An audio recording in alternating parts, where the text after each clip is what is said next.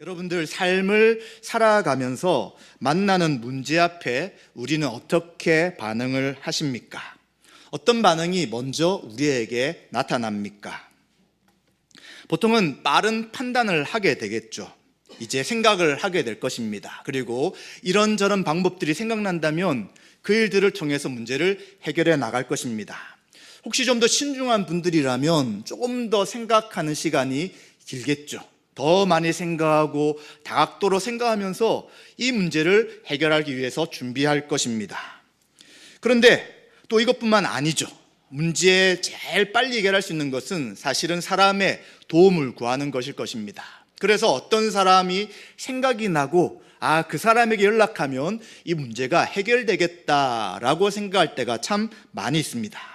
그런데 쉬운 문제는 괜찮지만 쉽지 않은 문제를 겪을 때 어떻게 합니까? 빨리 해결되지 않고요, 시간이 길어지고 또 생각지 못한 너무나도 무겁고 큰 일을 당할 때는 우리는 어떻게 이 일들을 해결하려고 하십니까? 길이 없다고 생각될 때는 절망하게 될 것입니다.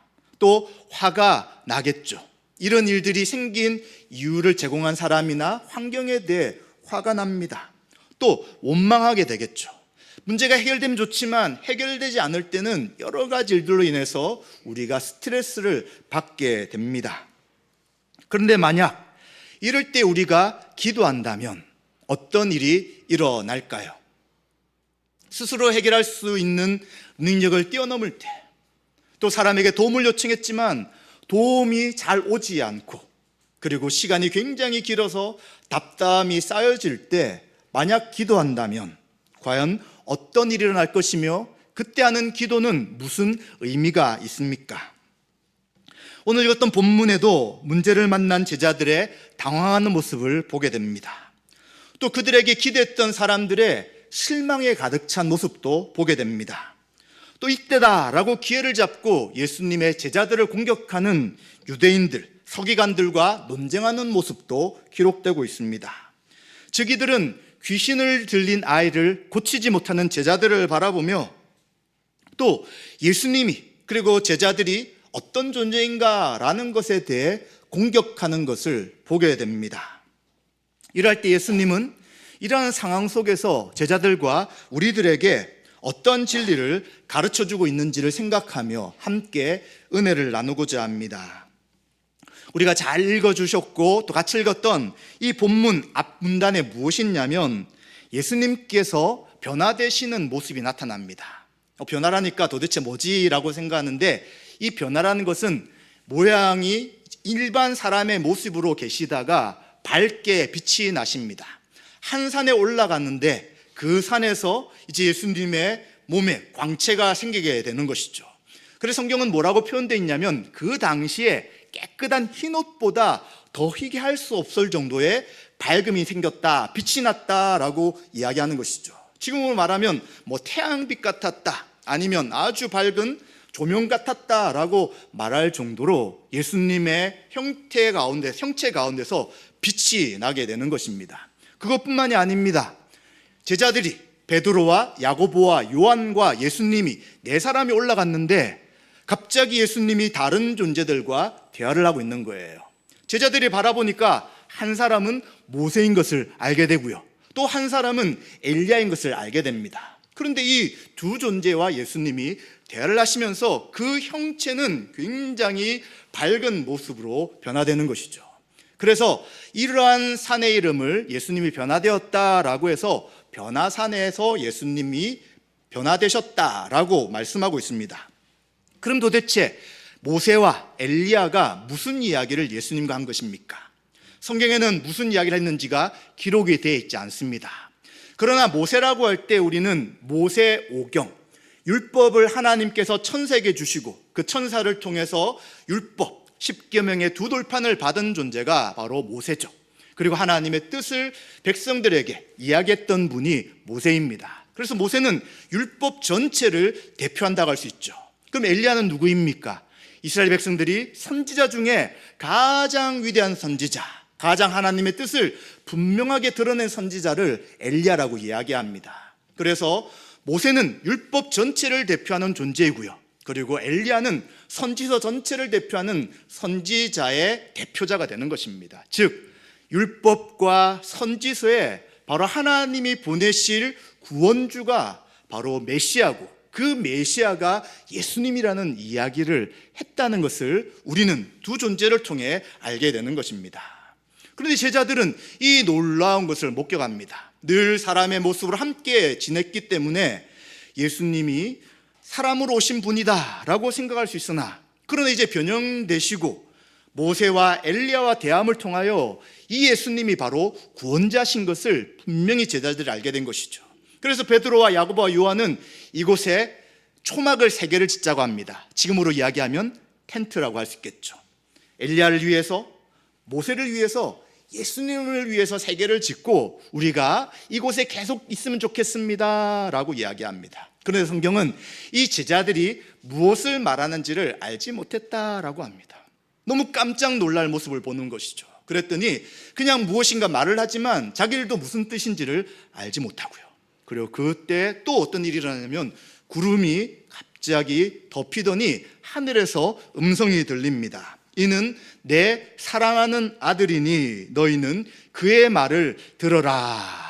하나님께서 바로 이 예수란 분이 내가 보낸 아들이고 너희들은 그의 말을 듣고 순종해야 된다라고 말씀합니다. 예수님께서 왜 하나님께서 예수님에게 제자들에게 하는 그 말씀 들으라는 이야기를 하실까요? 이 앞에 어떤 일이 있었냐면 이제 예수님이 십자가를 지고 그리고 고난받고 죽을 것이다 라고 이야기했더니 베드로가 예수님을 책망합니다. 왜 예수님이 죽으려고 합니까? 정치적인 메시아로 이제 이 땅을 로마에서 해방시켜 주셔야 되는데 죽는다는 것이 무슨 이야기입니까? 그리고 우리가 예수님을 따르는 제자인데 그러면 우리도 예수님처럼 죽으라는 소리입니까? 라고 하면서 예수님을 책망합니다. 그때 예수님은 베드로에게 그리고 제자들을 쳐다보면서 사단아 내 뒤로 물러가라 라고 이야기하면서 하나님 일을 생각하지 않는 베드로의 그 말을 책망하시는 것이죠. 그리고 나를 따르는 제자의 삶이 무엇인지를 이야기하며 나와 같이 십자가를 지고 함께 죽음에 이르지 않는 자들은 나에게 합당하지 않다라는 제자의 삶에 대한 말씀을 하셨던 것입니다.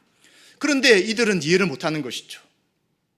예수님이 죽음과 부활에 대해 3번 이야기하셨지만 그 이야기를 하실 때마다 이해를 못합니다. 베드로는 도리어 예수님의 그 길을 방해하고요. 또 제자들은 누가 큰지 서로 길에서 싸우고요. 그리고 또 제자들은 어머니가 와가지고 우리의 아들들을 예수님 오른편 왼편에 앉아주십시오 라고 하니까 서로 화가 나가지고 어찌 감히 이런 로비를 하느냐라고 하며 또 싸움을 일으키는 것이 제자들의 모습이었던 것이죠.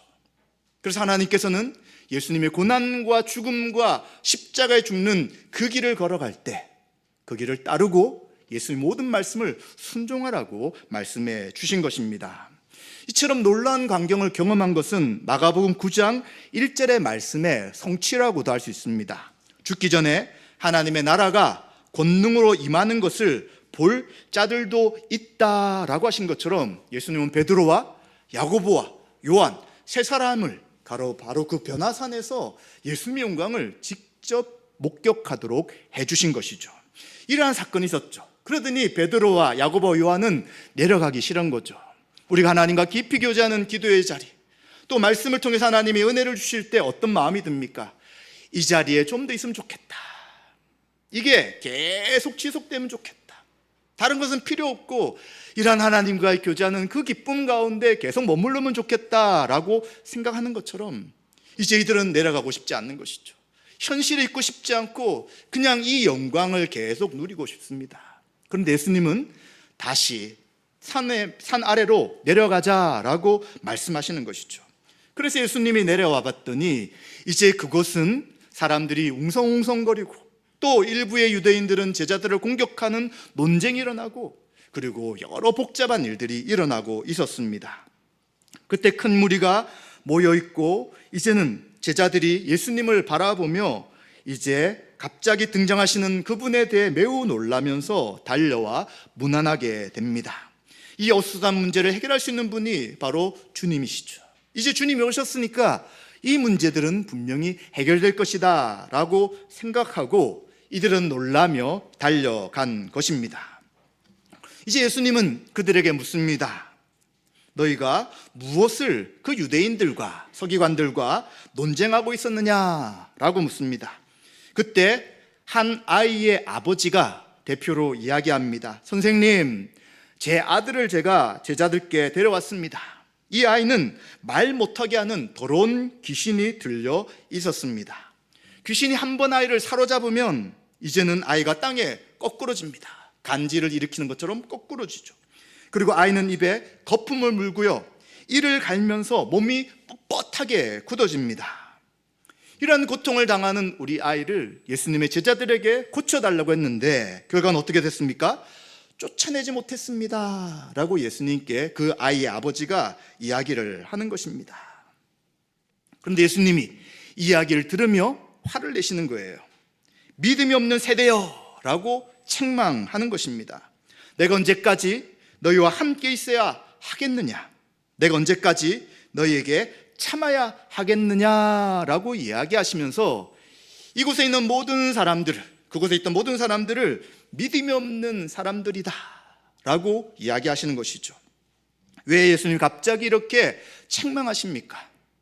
예수님은 이미 많은 사람들 앞에서 오병이어의 기적과 귀신을 축출하시는 사건과 그리고 병을 고치시는 놀라운 일들을 행하셨습니다. 그런데 지금 제자들이 귀신을 쫓아내지 못하는 것을 보고는 그들이 이제 의심하는 것이죠. 무슨 제자들이 이런 일도 하지 못하면서 또 예수님이란 존재도 정말 우리를 구원할 수 있는 존재인가 라는 불신앙 가운데 그 예수님의 모든 것들을 판단하고 비판하기 때문에 예수님은 믿음이 없는 세대요 라고 책망하고 있는 것입니다. 지금 이 아이가 고침받지 못한 것은 믿음이 없기 때문이지 다른 이유가 아니라는 것들을 분명하게 이야기합니다.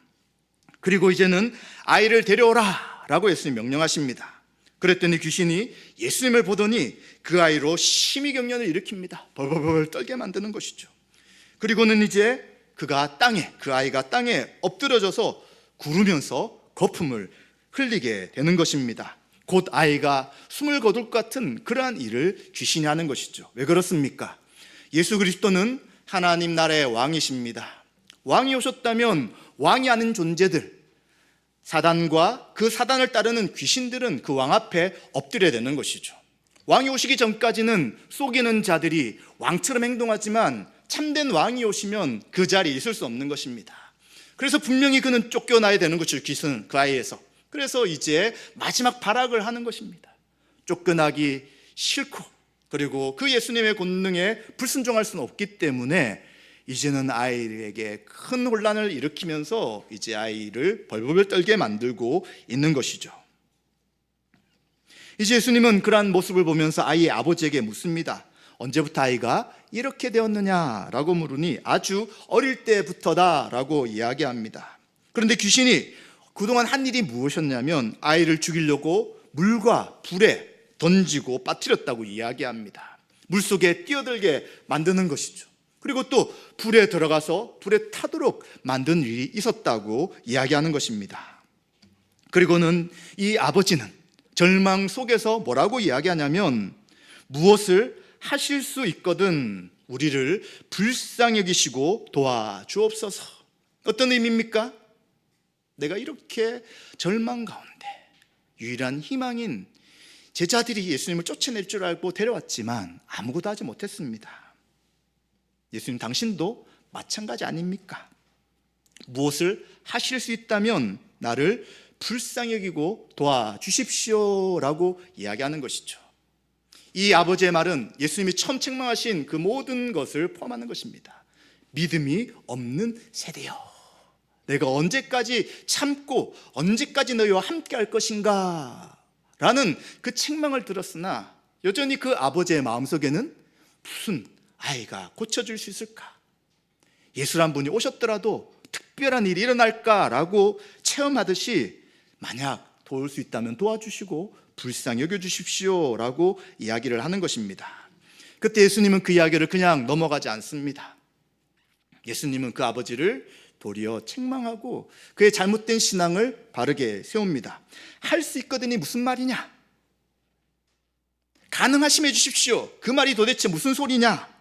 믿는 자에게는 능치 못할 일, 능히 하지 못할 일이 없다라고 이야기하면서 하나님의 권능이 나를 통해 나타날 것인데 어떻게 믿음 없는 그러한 이야기를 하고 있느냐라고 하면서 그 아버지의 믿음 없음을 꾸짖으시고 그 표현들을 바꾸시기를 도전하시는 것입니다.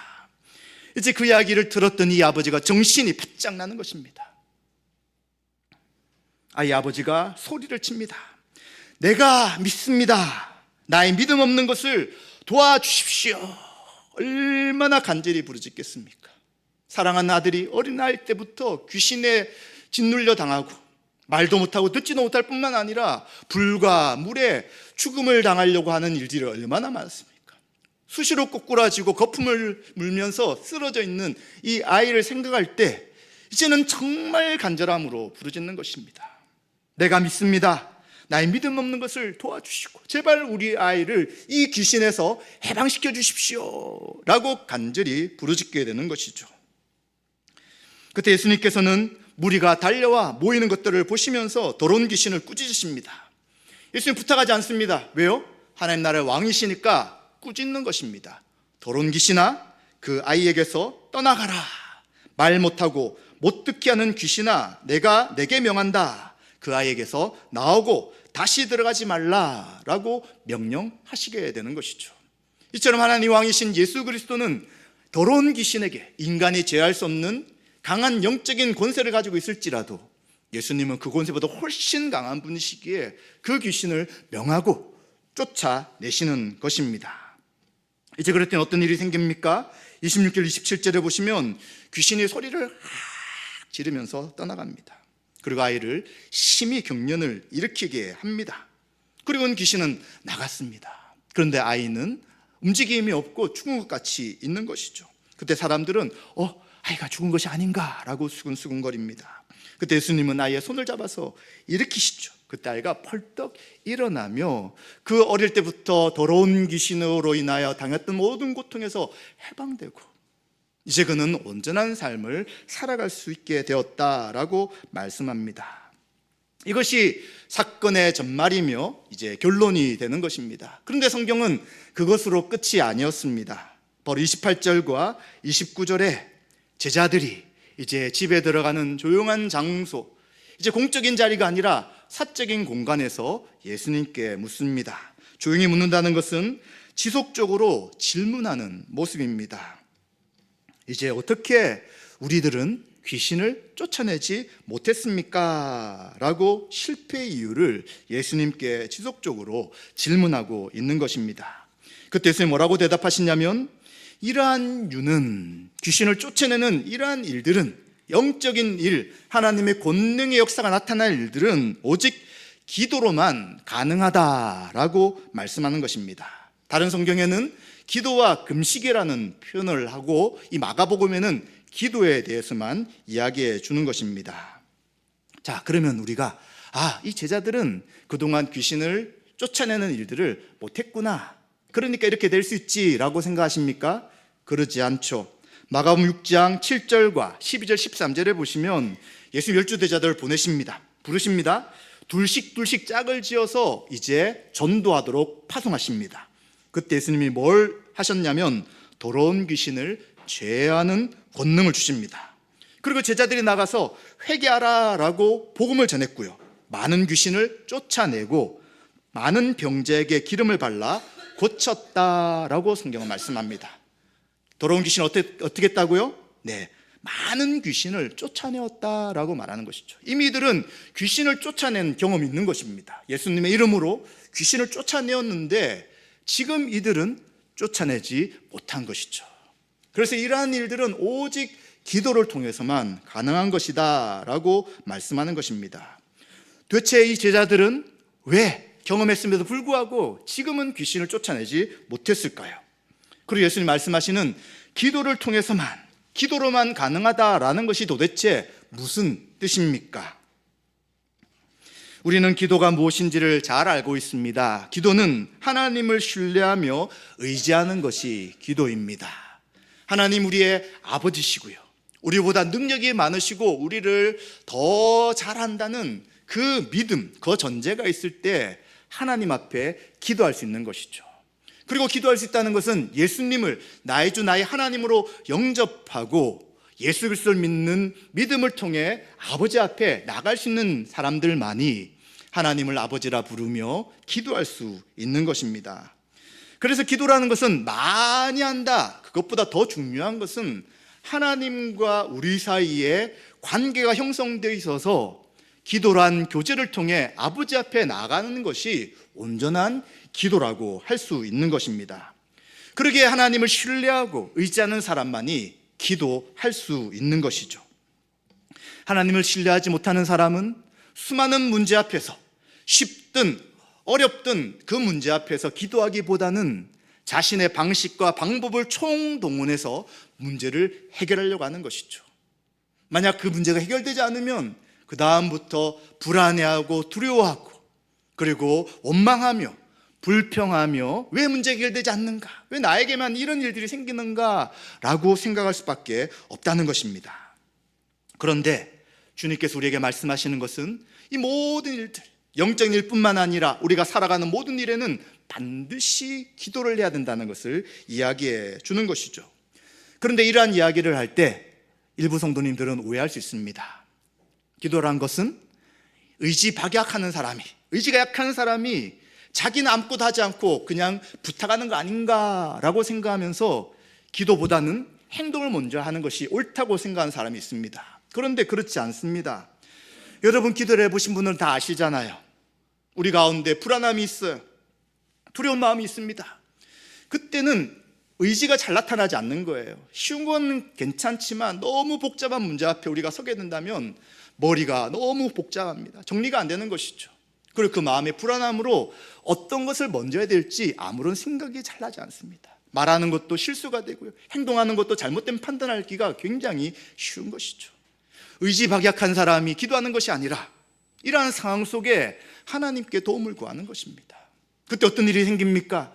우리의 마음이, 생각이 정리가 되는 것이죠. 그리고 우리 마음 가운데 두려움이 아니라 담대함이 생깁니다. 그러면서 멈춰있던 생각과 멈춰있던 의지가 이제는 바뀌어지면서 행동할 수 있도록 변화가 일어나는 것이 기도의 능력인 것이죠. 그런데 기도는 의지가 약한 사람이 한다고요? 절대 그러지 않습니다. 의지가 강하든 약하든 문제가 아니라 하나님을 신뢰하고 의지하는 사람만이 기도할 수 있고 그 하나님 앞에 엎드릴 수 있다는 것을 우리는 생각해야 되는 것입니다. 그래서 우리는 기도한 후에 행동을 하게 되는 것이고요, 기도하면서 노력을 하게 되는 것이 바른 기도의 자세인 것을 생각해야 되는 것입니다. 어떤 누가 기도만 하고 아무것도 하지 않는 사람이 있습니까? 어떤 누가 기도했으니까 끝났다고 생각합니까? 기도하는 그 순간부터 하나님은 우리에게 생각을 바꿔주십니다. 하나님의 뜻이 무엇인지를 알려주시는 것이죠. 그리고 그 바뀐 생각에 따라서 어떻게 행동할 것인지를 우리 가운데 역사하는 것입니다. 그런데 문제는 그것이 바로 일어나지 않는 것이죠. 계속 싸움이 일어나는 것입니다. 내가 생각하고 계획하는 것과 하나님의 생각이 충돌되게 되는 것이죠.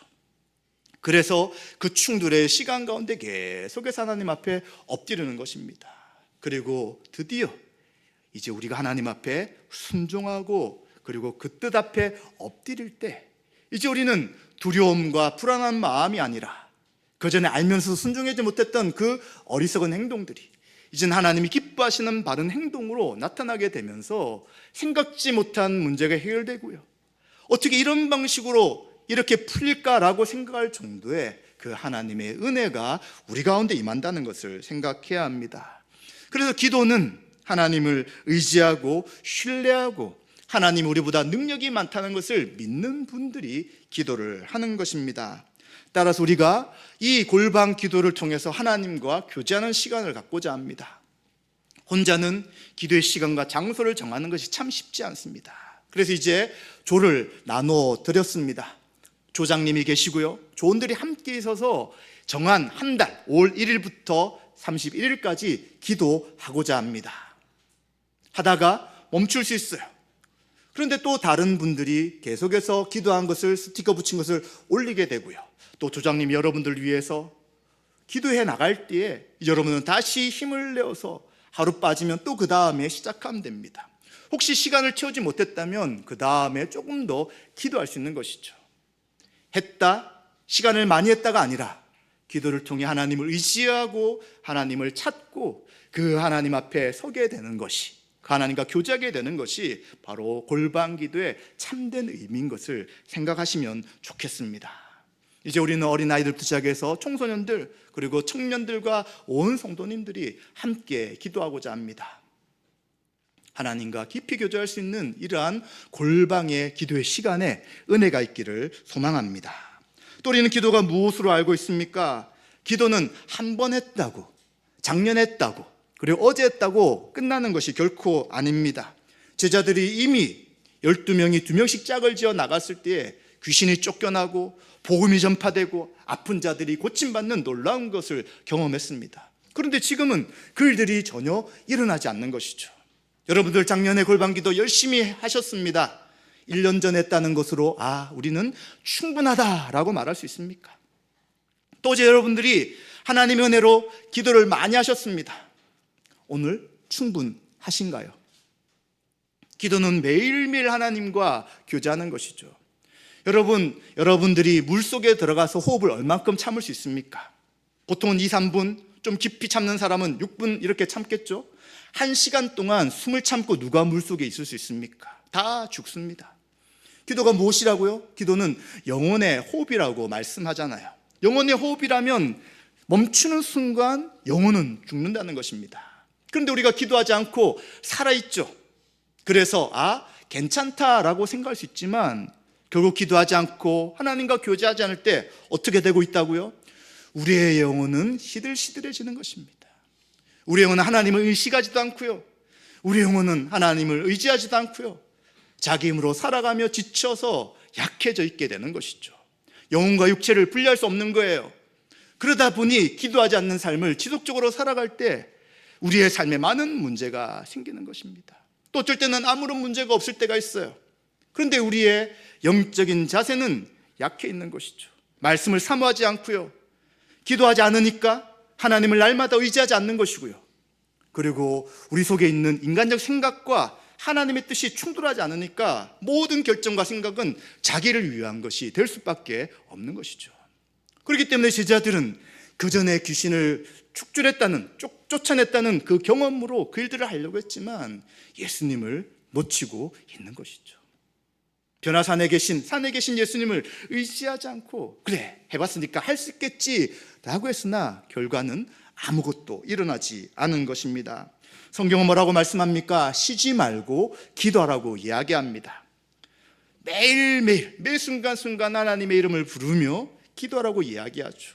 그러나 기도가 지속되기 위해서는 훈련이 필요한 것입니다. 그래서 골방 기도는 시간을 정하고요, 장소를 정해서 기도할 수 있도록 훈련을 쌓아갈 때 어떠한 상황 속에서 무슨 일이 있더라도 우리는 기도할 수 있도록 준비하는 것이 바로 골방 기도의 유익이라고 할 수 있는 것입니다.